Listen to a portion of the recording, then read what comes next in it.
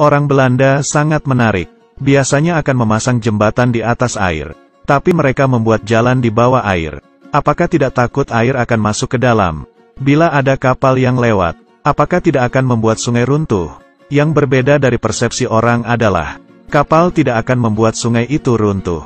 Menurut prinsip Archimedes, kita tahu, sebuah benda yang mengambang, menggantikan volume air yang sudah pasti. Beratnya setara dengan berat mengambang. Bisa juga dikatakan, di saat sebuah kapal melewati jembatan, dia akan menambah berat. Dan juga mengeluarkan jumlah air yang sama. Air ini mengalir ke daerah yang lebih luas. Sungai akan runtuh.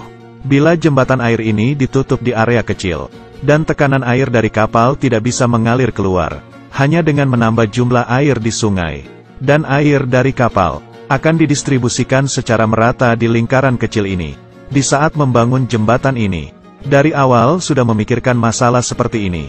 Sekat di sebelahnya juga cukup kuat untuk menahan gelombang air. Karena itu tidak perlu meragukan keamanannya. Tapi kenapa arsitektur tidak membangun jembatan di atas air, tapi malah membangun di bawah sungai? Pada awal perencanaan proyek, sudah ada jembatan gantung, rencana feri dan terowongan. Pada akhirnya mereka memilih jembatan air, karena jalan tol ini adalah bagian dari jalan tol N302. Jembatan gantung dan feri akan mempengaruhi efisiensi lalu lintasnya, dan biayanya sangat tinggi. Kedalaman jembatan air adalah 3 meter. Bisa membiarkan kapal kecil, mobil kecil, orang jalanan dan sepeda untuk melaluinya. Berbeda dengan jembatan gantung dan struktur jalan lainnya, desain jembatan air memungkinkan untuk mempertahankan arus lalu lintas yang konstan di jalan dan saluran air. Jembatan air selesai dibangun pada tahun 2002. Meskipun tidak ada catatan, tapi dia sudah pasti adalah salah satu parit terpendek di dunia. Juga yang paling menarik, kreativitas manusia terlalu hebat. Kamu pernah melihat orang menggali lubang di tanah, tapi kamu pernah melihat menggali lubang di laut kah? Tapi kenapa orang harus menghisap air laut dan menggalinya menjadi lubang? Sebenarnya apa gunanya? Ini karena sedang memperbaiki jembatan di atas air yang lebih dalam. Susah untuk langsung menghisap air dan masuk ke dalam laut. Dan orang-orang tahu cara yang paling baik adalah, pertama menggunakan pipa baja atau plat baja yang banyak, lalu menusuknya ke dalam laut, dan mengelilinginya membentuk lingkaran atau kotak. Kemudian air di dalamnya, semuanya dihisap keluar.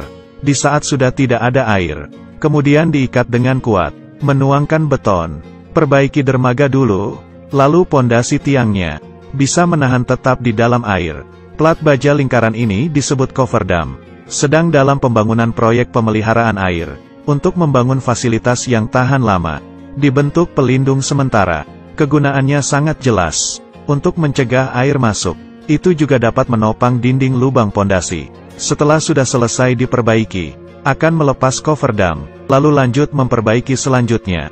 Tapi masalah datang bila di saat cofferdam, air pasang naik membanjiri cofferdam. Di sini harus mengagumi kepintaran manusia. Demi menghadapi segala resiko, orang harus membuat tuntutan keras pada cofferdam. Pertama, strukturnya harus stabil, kedap, tahan benturan dan keras. Sebenarnya strukturnya sangat mudah, dan mempermudah untuk dibuka dan perbaiki. Kemudian dalam pemasangan, akan membuat aliran air lancar, tidak ada gerusan. Kemudian ketinggiannya harus lebih tinggi selama konstruksi. Kemungkinan akan muncul ketinggian air yang paling tinggi. Selain itu, yang paling dipeduli oleh orang adalah uang. Harga terlalu mahal juga tidak bisa. Jadi sesuaikan dengan kondisi setempat, sesuai dengan biaya dan resiko, keandalan dan faktor lainnya.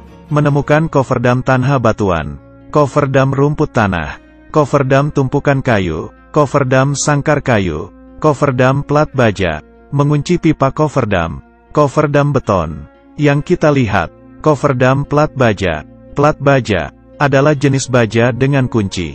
Penampangnya lurus, dengan tipe alur dan tipe Z-del. Jenis ukurannya ada banyak macam.